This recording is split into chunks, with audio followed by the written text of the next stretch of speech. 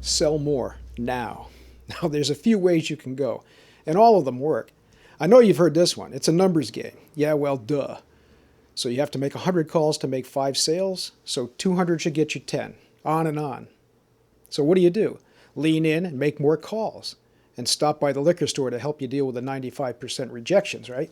Which leads us to the next one, networking. Seriously, who likes to be in a room drinking cheap wine from plastic cups, noshing on stale hors d'oeuvres, with a bunch of lousy salespeople trying to sell whatever they have to one another? Actually, I have a few friends who really like that stuff, but I don't. And I can't remember the last time I made a sale or even really met a meaningful contact at a networking event, unless I was the featured speaker. So what's left? The truth is, the numbers game and networking can work, to a point. Now, to leverage these things and to make the most out of any contact you make, we've got to go a bit deeper. And again, you've heard this, but damn few people actually show you how to do it. In industry speak, we're talking about relationship marketing. This means developing relationships with prospects before you go for the jugular. Now, here's the problem with that.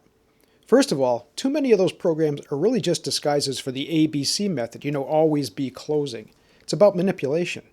It's about practicing to listen even when you're not and looking like you care even when you don't.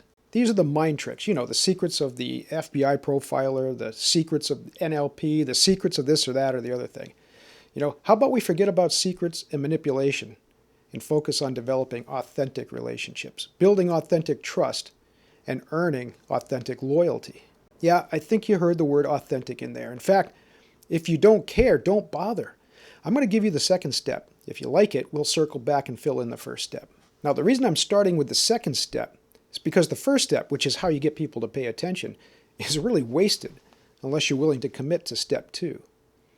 Authentic sales relationships are founded on empowerment. How are you really going to help your prospect or your client? How are you helping them to help themselves? Of course, they need to know how your product or service will make their lives better or easier, but they also need to know how you fit into the process. How are you going to give them the tools to make it all work once you make the sale? Now, anyone can come in and beat you on price. Anyone can talk about features and benefits, but very few are willing to empower customers to use their products and services most effectively and efficiently. Why? Because most of the time they think that if they do, the customer won't need them. When you empower people, they trust you. Ironically, it's absolutely true that the more you empower them, the less they need you, the more they trust you, and the more they want you. And that's how you take them to the next level, whether that's selling them more or establishing a relationship that lasts years and builds resistance to your competition. And that's why we're talking about leadership. Around here, a genuine sales leader isn't necessarily the person who has the numbers. I know that when you embrace these ideas, you'll get better numbers, but I only work with people who want to be genuine leaders. This means people who are willing to inspire, empower, and guide people to their very best. Do that and you'll earn respect, trust, and loyalty. And if you're focused on the long term, truly sustainable success in sales, those are your greatest assets. Respect, trust, and loyalty.